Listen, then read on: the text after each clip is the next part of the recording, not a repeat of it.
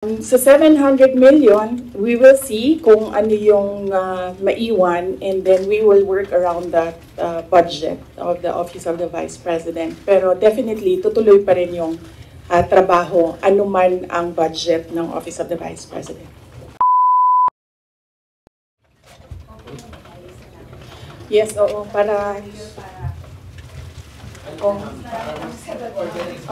Mahirap kasi magpabalik-balik ng pag-iisip. Can we start? Okay.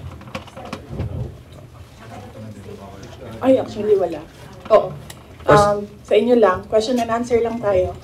First question, Marisol Abdurrahman, GMA News. Yes, okay.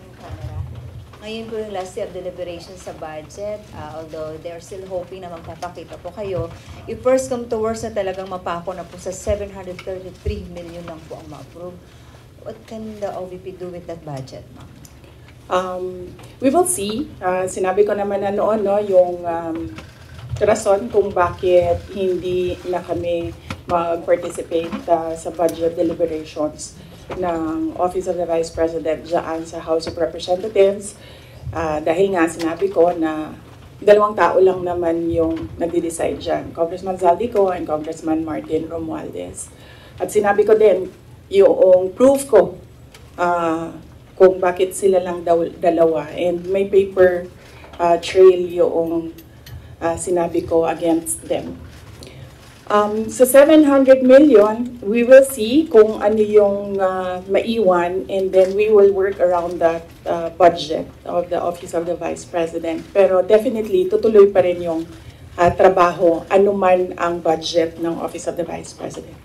But then again, ma'am, hindi pa naman po yung final kasi di ba meron pang sa Senate. So, hahabulin nyo ba, ma'am, sa Senate? Kayo ba ay magpapakita na doon during the deliberation? Yes, meron. Nag-aantay kami ng schedule galing sa Senate for the plenary budget hearing ng Office of the Vice President. So, a-attend kami doon. Pero wala na kaming expectation na mahabol pa yan. Kasi nga, sinabi ko doon sa interview ko, pagdating sa bicameral, kung nasaan nandun na yung dalawa, the Senate and the House of Representatives, wala ding nasusunod doon except si Zaldico at si Martin Romualdez. At ang example ko niyan ay yung attached na list, no, sa classrooms ng Department of Education, na kahit pa man tinanong ng mga senador, nandun pa rin siya sa final draft, and nandun pa rin siya sa General Appropriations Act. At ang isa pa doon na example ko sa inyo na sila liglig naman ang nasusunod doon, yung kaguluhan nila at sagutan nila sa AKAP. Wala yung AKAP, di ba? Nakita na lang nila yung AKAP sa bike camp. At sinasabi ni Zaldico, hindi, pumirma ang mga senador eh. So, yun yung example ko na, yun yung proof ko na dalawang tao lang nasusunod dyan. Si Zaldico at si Martin Romualdez. But despite that, ma'am, sure na yung inyong attendance po sa Senate deliberation?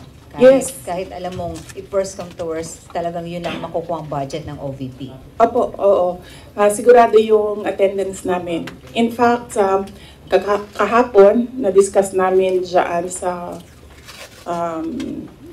Chief Staff na opisina kung ano yung date para ma-block namin yung date ng plenary ng Senate. But apparently, wala pa daw mga schedule, so nag-aantay kami. Alright.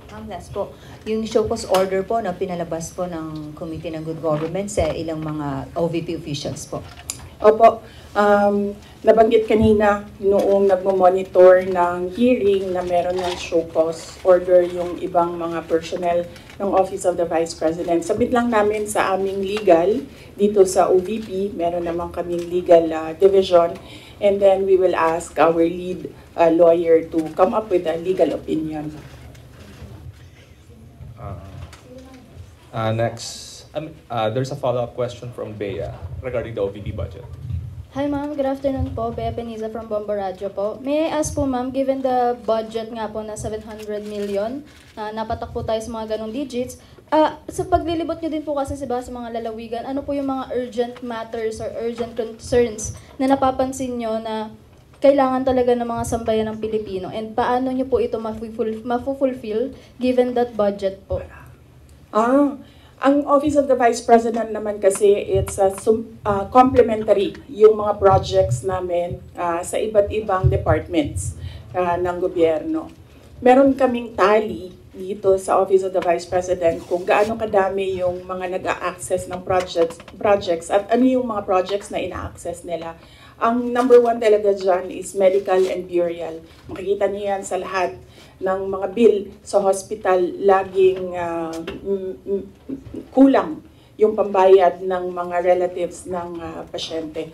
Yan ang number one. And then number two is financial assistance, yung mga hingi nila na augmentation sa kanilang pang-araw-araw. Minsan panggastos, minsan pangbayad sa kuryente, minsan pangbayad sa upa ng bahay, minsan naman humihingi sila kasi nagkukulang na yung pangbayad para sa paaralan, eskwelahan ng mga bata. So iba-iba yung rason nila, pero the same yung request nila, financial assistance. And ang sunod niyan is yung request hindi lang ng mga taong bayan, but ng mga local government units or even mga barangay officials. Kapag merong disaster, humihingi sila ng tulong para sa pagkain, food and non-food supplies ng mga biktima ng calamity. So yun yung top 3 na lagi naming ma-encounter na hinihingi sa Office of the Vice President.